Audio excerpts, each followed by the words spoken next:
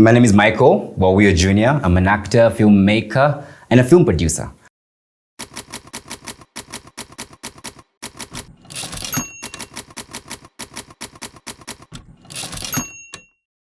How do you become a good actor? Well, for all I know, for what's worth, it's passion. Yeah, that's like the most bare minimum element that any person out there, wanting to be an actor or desiring to be an actor should have, the passion for it. If you don't have the passion for it, then it might be very hard to maneuver when things get tough and rough, when people say no to your face, So if you are passionate, and which is not enough as well, you should look at being consistent.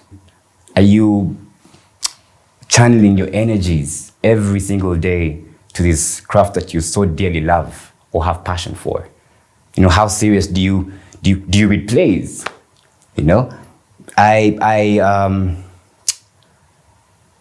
I've been asked by many actors, I want to join acting, I want to be a great actor, I want to do this, I want to do this. The first thing I would ask them is, do you read? Do you like to read? Acting is about reading. You need to read a lot of scripts, and not just books, scripts, different acting material that could help open your mind to a deeper grave of performance. And then networking. I would imagine if you can't be successful all by yourself. You know what I mean? Like, you have to meet people who you feel are in a greater sphere than you might be at that moment, and learn from them. Pick a lift. Learning never stops. You just learn from them. You want to learn acting? Do it. Try it. I tried it. I tried it. So in the beginning of my career, I was always that actor who was running up and down for different auditions, lining up the line, going through National Theatre all the way to the gate, going outside. I had that devotion for it. And I'm not ashamed to say I had it, because it's the truth, It's what I do. For me, it's more than a talent. For me, it's a calling. And if you're called to do something, you must do it exceedingly well. You must have the muscle for it. Not every day is easy. Some days are harder than most. Some days are easier than most. Some days you'll be told no. Some days you'll be told you can't act. Are you going to give up? You see, so it's those little tiny blueprint principles that, as performers, when you take into consideration and embody them, the passion, the consistency, the hard work, you don't stop for nothing. It is if you decide to be an actor, decide to be an actor. It's as serious as someone who has decided to be a lawyer or a doctor, or name it. It's as deep as that.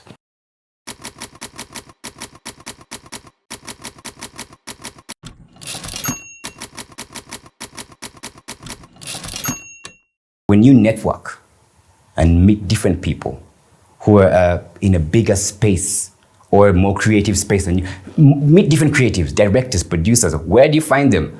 Social media is available for us. Social media, there's all these acting hubs, like National Theatre. I was there every single time. And most of my friends who are in the business today did the same thing. Like, we had to find a way to collaborate, to know each other. That way you pick your friend up.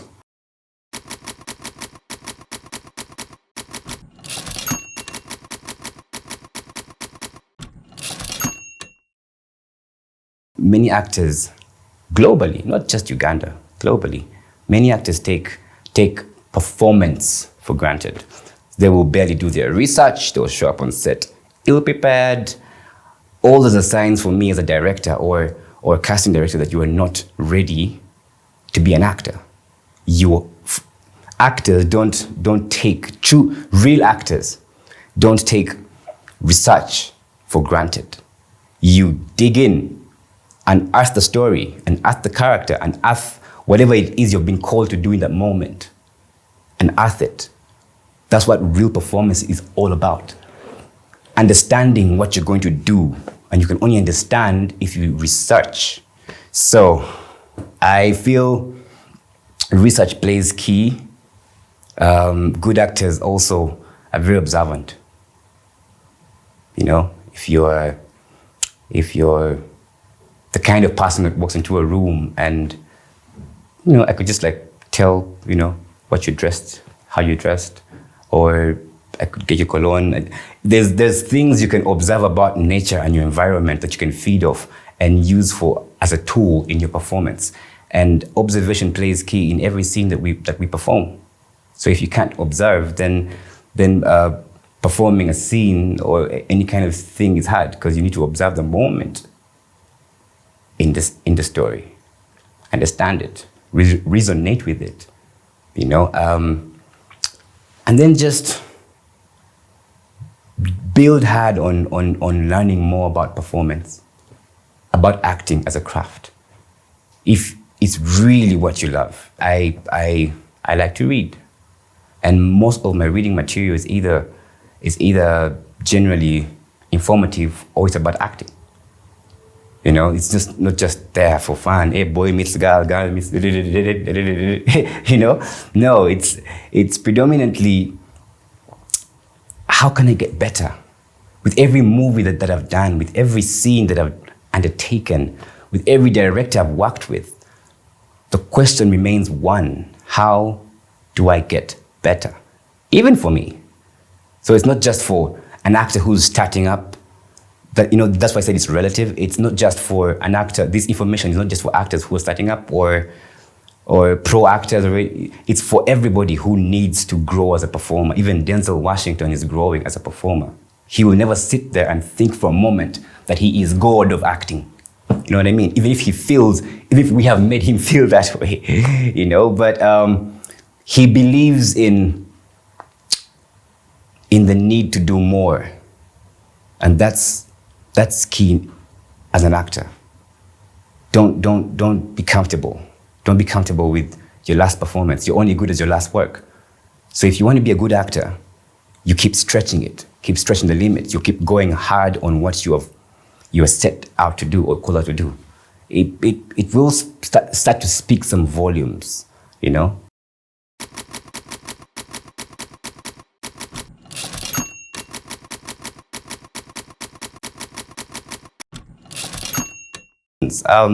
Read scripts,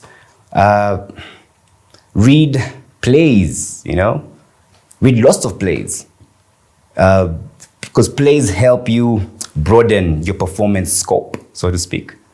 So read all of that kind of stuff and audition.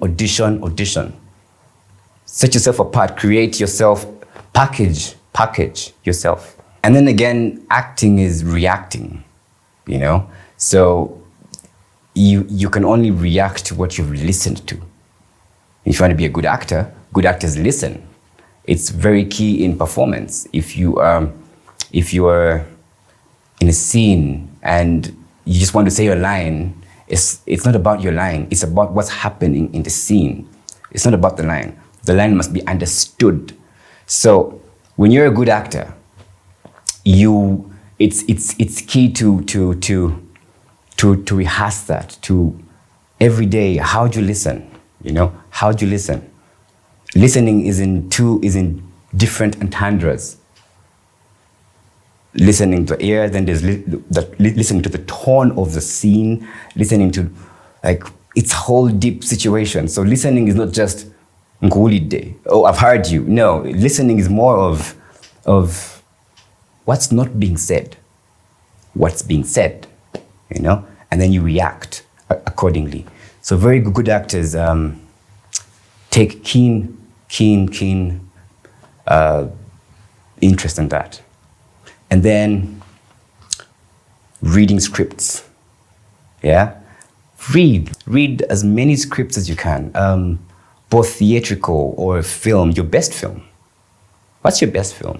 You know, like look for the script, read it. The good actors I've worked with do that. You find he's got a file, on his phone, or a file, just different movie scripts that he's read, and he's trying to reenact these things. He's trying to, see how he could have a take.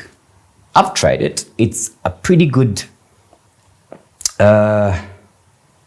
way to practice as an actor when you choose to read something, say like Denzel has done before, or Brad Pitt. Just read them, see how they're written, or see what depth you understand from them. The script is different from when you watch the movie. You can get a whole different revelation when you read the script. So never tire from reading. Great actors read. So it's about that juice, performing at home. The best way to rehearse a scene, if you're going for an audition, perform. It's not like the best way to but it's like practice, When a footballer is off the pitch, he stays practicing. Same as a basketballer, same as name them. So now you as an actor, you want to be a good actor. You will not be a good actor without the practice. Whether you're on a set or you're not. Whether it's a rehearsal or it's just your own personal research. You have to, unpackage yourself. Be bold. Many times actors have this thing of, but I'm shy. Yes, even I'm shy as well. But it's not about how shy you are or how bold you are in front of a camera. It's about how you embody the character. Do you understand him?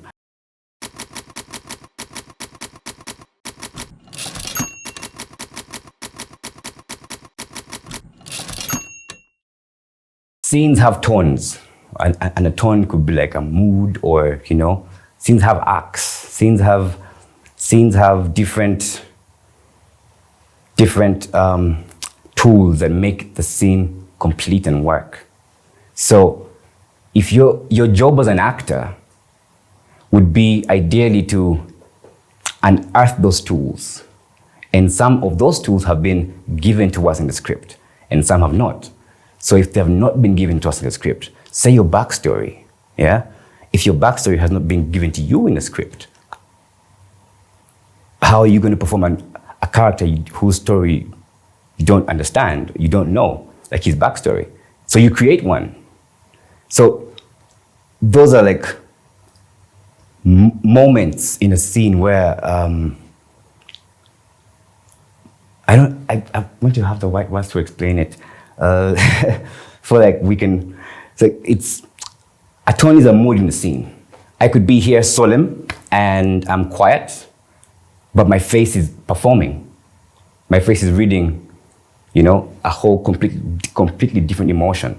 Or I could be in the scene alone and I'm happy, but I'm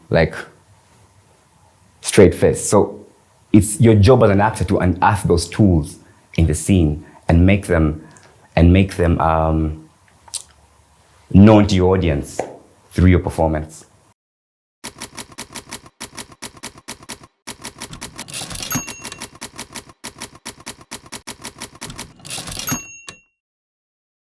If you want to be an actor, it's part of the job. You have to read, you have to dig in, not just your script that you're doing. Read different material. Could be scripts from the other movies, or it could be a book, an acting book. For me, one of my favorite was, when I was starting out, my favorite was Acting for Beginners. Acting for Beginners may sound, hey, acting for beginners, but there's a whole lot of information that any actor that's inspiring to start up can learn something. And if you're a good actor, don't ignore that book. Find it, read it, and learn something. It's detailed enough how you present yourself in auditions, how you actor etiquette. It's very, very detailed. Acting is a whole broad web. It's not just about the performance or delivery of the line. It's about how you present yourself and how you,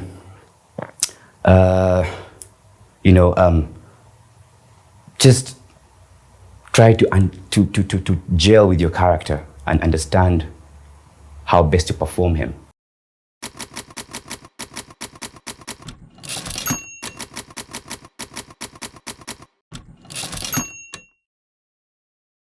How do you get into new roles? That's amazing. It depends. It's relative. Some roles are more demanding than others, so the approach is different, or it's like deeper than than the previous. And then some roles are just like easy go lucky, go with it, lover boy, nothing really challenging about him, or you just a guy going through life and all its issues. The level of research there would be a lot less than the one when you are, like, say, 16 rounds for me, or something deeper. I Am Sam by Sean Penn. I love that movie. Moment of silence. I Am Sam is an amazing film. I love I Am Sam. When I watched that film, for me, it's part of my research for any kind of film that I do. It's a different story, but it's part of what it helps me pull into this new world of this new role. So after you've read the story, you look for some, material, literal material, read a book, read a magazine, something that can help you get into that new role, help you understand who your character does. Then when you're done with that, come back, read the story again, now to understand it, now to just get the gist of it. Then ask yourself questions. Ask a lot of questions. Great actors ask questions, who are you? Where do you come from?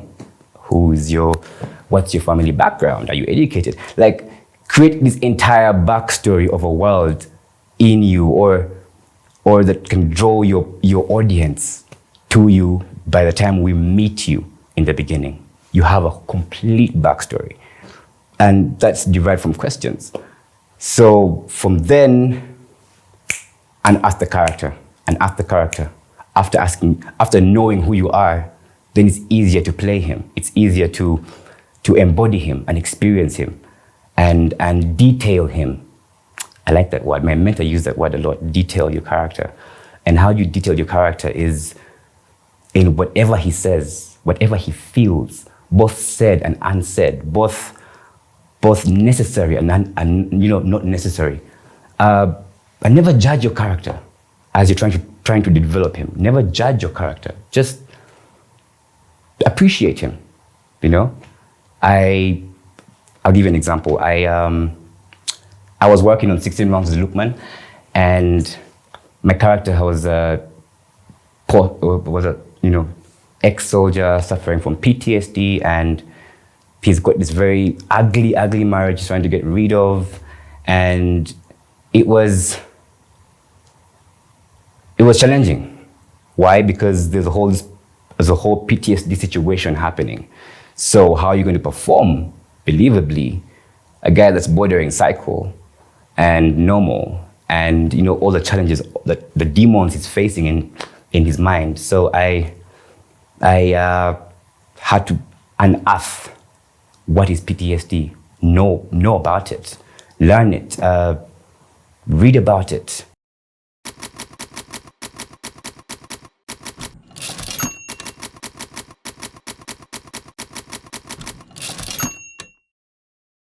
Don't just go to perform lines. Perform the persona, perform the character. And it's beyond the lines. It's beyond what you will say or what you will do or how you will do. It's more about it's down to even your favorite color. What's your favorite color? Create that. If it's not given to you in the film, create it. It doesn't have to be necessary, but it helps. It helps a great deal because you then know this person.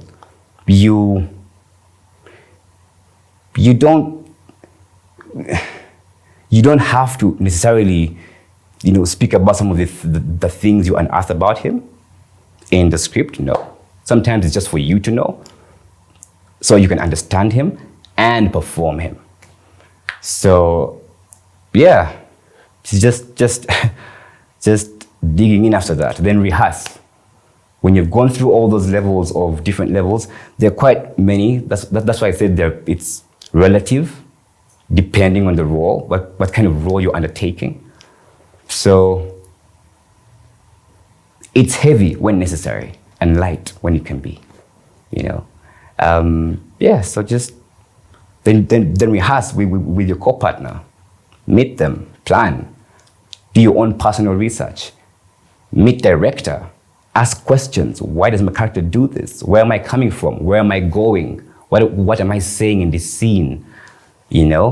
What's my goal? Every scene has got an arc, an actor's arc, or a character's arc. How we see you from the beginning of the film and what we see by the end of the film, who you are. Have you evolved or haven't you? And if you haven't, why haven't you? You see, how does the environment, like so many things make you build up this character? Questions. How does the environment play a part in who you are as a person? How does the people you relate with, how do you relate with them? You see, because if you know how you relate with somebody in a scene, then that makes it easier for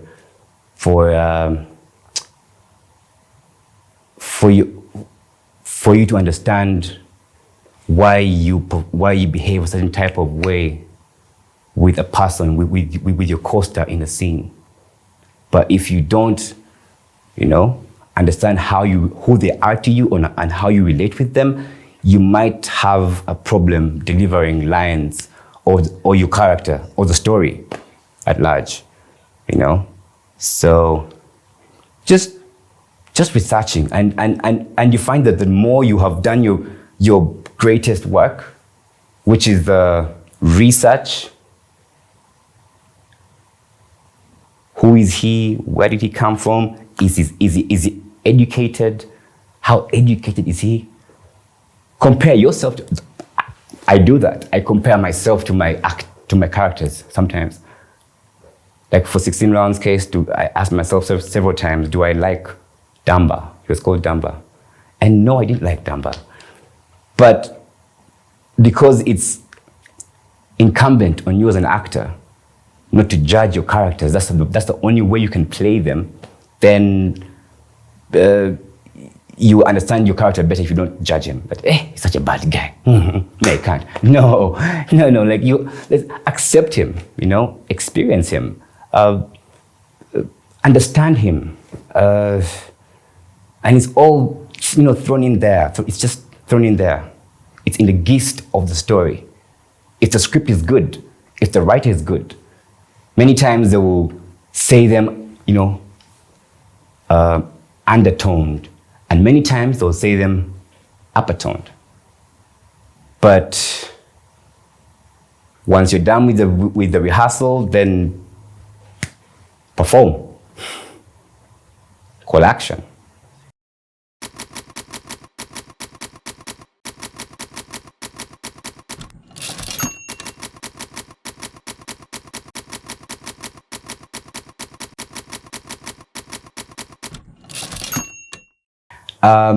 So acting for film is, for me,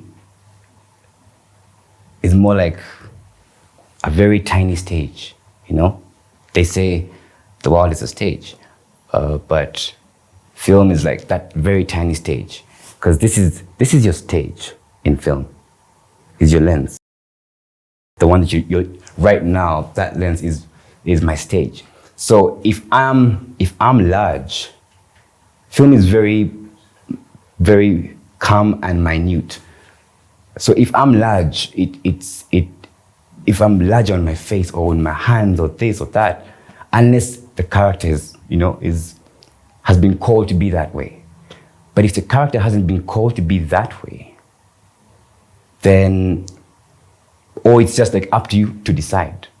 It's best for film, you play him collected. You play him informed. You informed, I mean, like you know how to look into, someone's eye. You don't blink at certain places. You be stunned and say your words the way I'm not telling you. Like there's a way you can be. It's as if almost robotic, but natural. It's not robotic. It's like you're not supposed to use your hands. Gesturing in film is only when necessary. Again, this is not cut in stone, but it's like what the pros do. The pros, say Samuel Jackson, Michael Caine is a very good teacher of being still. Less is more in film.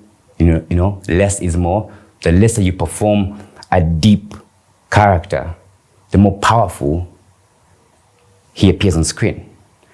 As opposed to when, I'll give you an example. If I shouted, if I said, "I will kill you," and then as opposed to, "Now look here, I will kill you." Who will you fear more? The guy that yapped more, or the guy that actually took his time, to scare you, to like just use his words. He didn't have to use his body. He didn't have to use his facial expressions. I'm mad at you right now. No, he just had to. He could probably even be, eating a cookie, and he says, "I'm going to kill you," and that plays off to being psycho. Your film is a very, very minute set, and that set is a lens, and that lens makes you as an actor perform, box like calmly, be collected, as opposed to stage. Now, theater is amazing. It's very energetic. It's very expressive. It's very, it's hard. I haven't gotten many stage credentials, but I understand that it's a kind of craft where you perform, and I must draw you into my world from the stage. It must be believable. There is no take 2. There is no take 3 or 4 or name it. You must get into it, get on stage, and draw me in. And then it's large. Their gestures are large. Their voices are larger. But with their largeness, great theatrical performers know how to make it so they know how to make it very comforting for the ear. And it's not something that you'll be like, dude, you're shouting. No, it will be like, wow, you're taken into his world. Because he's using the tool that works in their domain. And that is theater. But it's a very, very expressive part of acting, like craft, and it's larger than film is in expression and delivery and understanding of roles. And then film, you see, in film we show, we don't tell. In stage, you tell, you don't show. You see? So what do I mean? That means if I'm on a stage and I'm going to have a scene where I'm beating up, somebody. If you've watched many theatrical plays before, they normally go at the back and you hear boo, boo, boo, boo, and then the character just runs back on the stage and hey, they're beating me. We haven't seen that, but we're just being told. You see, but in film is like what catches the eye. It's like reality. So you have to make us believe it's happening. Otherwise, it didn't happen. If I didn't see it, so in film, they would take me through the entire cumbersome feeling of, fighting and action and the different shots and all that. It just makes for beautification of realism.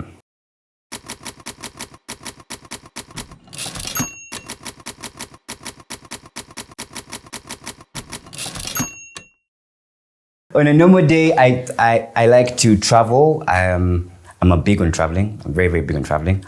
I like to read. Yes, I love reading. I really love reading. So that's when I'm not on set. Or just hang out with my few friends, like few close circle of friends.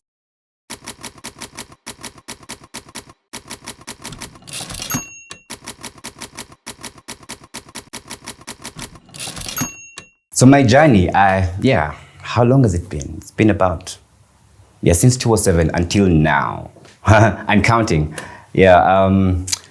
In 2007, I was following my dad around as his apprentice. I was like carrying around his special effects makeup bags. I was being told, like, this is what this person does on set. This is what this person does on set. It was fun to learn. It was more of a learning experience, a learning curve for me in 2007. And then, couple of productions later, I got my break in Hostel. The Hostel! Yeah, I miss the Hostel. I miss everybody in that show. We gelled, we really gelled so well. It was fantastic to work with each and every one of them. All of them are doing incredible in their careers right now. So it was a blessing. It was a very big blessing. So 2011, I auditioned for Hostel. I get a role. So I auditioned for Brother John, and I get the part. No, actually, I auditioned for Dutch. Yes, I auditioned for Dutch. Dutch was a character played by my very good friend Daniel Omar, and I feel like he was more authentic playing the character. I mean, he's from the north, and there's that whole vibe. So they called me and said, "Hey, Brother John." I said, "Brother John, who is the guy?" And then I found out he's this very saved Christian man who has a love interest. She was played by my friend Eleanor Nabiso as well. So it was a very amazing team. Our team gelled really well. Yeah. So after Hostel, which I think was predominantly all of us, it was like our break. I heard of Beneath the Lies. Beneath the Lies was a series by Savannah Moon. And Savannah Moon was Nana Kaga, Cedric Babu, was awesome. And it had all these amazing people, Flavia, Gaetano, name them, Rabadaba. And the story was legit. The story was thick. My character was Shaban. Shaban was an IT specialist, like a geek. Bald head, glasses. I even wonder why I had to off my hair. But yes, Shaban was an amazing character. He was the first character to give me like a slight challenge, so to speak.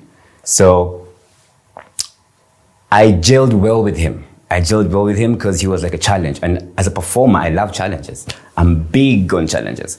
If the character is not challenging, I may not be able to play it. You know what I mean? I may not be that much interested in playing it. So along comes Yat Madit, and I'm given this role, Opio. Opio was like the lead character. So I wanted my dad's land. I wanted to take everything. So my dad was being played by my dad, which was weird. was very weird. My dad playing my dad. I felt like it was the first time actually we had that very intimate on-set chemistry or connection that we had to execute without being Michael the son, Michael the father, but Opio and his father. It was crazy, but lovely. So I learned a lot from him. He's an amazing actor who knows what is to be done in a scene. So yeah, Madit gave me that Best Actor award. I won Best Actor for UFF, and I was happy. I was like, yay! Yeah. So then along comes Lukman. Like there's a lot of work in between there, but along comes Lukman early, and Lukman reached out to me around 2017. Yeah, about 2017. And he wanted us to collaborate on a film called The Girl in the Yellow Jumper. And I was like, cool, why not? I mean, he brought me into his vision. So I loved it. So I got in touch with Lukman, and we did this thing. It was this amazing piece of art, Yellow Jumper. It was hard for me. It was hard, it was challenging, and I love challenging roles. My take on it was very unorthodox. How I approached the role, how I tried to, attend to every detail of the character was quite out of the box, because Lukman works out of the box. So you have to, when you're acting, you need to be fluid, be water. Whatever shape you're put into, you must conform. And it was my first time being stretched, can I actually really do this? I remember about Yellow Jumper, I remember there was this scene, the torture scene. I read the script, I was like, wait, what? I'm supposed to be upside down for how long? I was upside down on the chair like this, upside down, and I'm gagged, and there's a blindfold, there's a sack on my head. And in my mind, I didn't think I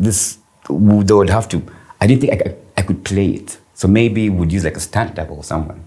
But no, that challenge pushed me to understand that, you can do this. You can do this. So it's a very special piece for me. It's like,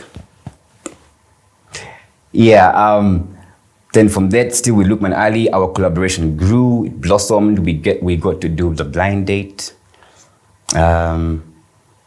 Shortly after that, we did 16 Rounds, which won Best Short Film in Durban Film Festival in South Africa. So I was like, yay, power. Creative power is. Lukman is a creative genius, you see, so I gelled really well with him in that regard. So we would bounce questions off each other every time we're trying to work together on something. Why does this happen this way? Why does this happen this way? Even he who wrote it would ask he himself, so just to achieve a certain level of perfection, so to speak. Yeah, so Yellow Jumper makes a milestone after 16 Rounds, and we literally the first film in Uganda to be on Netflix. That was a big milestone, at least for me, my career, and for Lukman in his journey as well, and for everybody who worked on the film. It was like an amazing journey for all of us to sit down and come up with something that represented the country, on a global platform. Yeah. So as we were still there, like the Baganda saying, when we got another opportunity to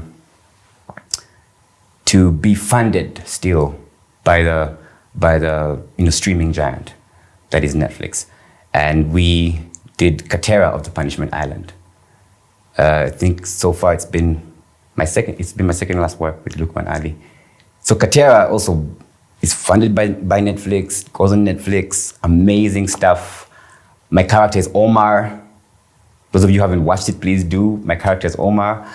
Omar is he's like blinded a bit in one eye. He's a good guy who does good things in a questionable way.